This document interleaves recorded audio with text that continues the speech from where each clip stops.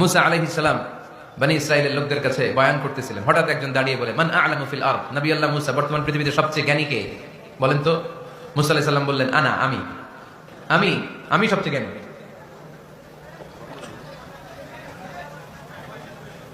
কিন্তু আল্লাহ তাআলার কাছে প্রশ্নের উত্তরটা পছন্দনীয় হয়নি। মুসা আলাইহিস সালামের উত্তরটা ভুল ছিল না, ঠিকই ছিল।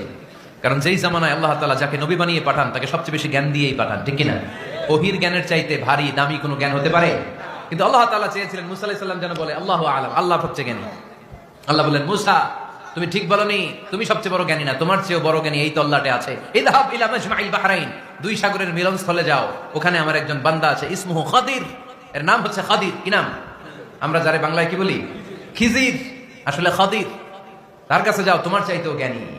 অনেক লম্বা চূড়া ঘটনা। তাহলে জান্নেওয়ালার উপরও জান্নেওয়ালা আছে, জ্ঞানীর উপরও জ্ঞানী আছে, সবচাইতে বড় জ্ঞানী, মহাজ্ঞানী একজন। চিল্লায় বলেন তিনি কে?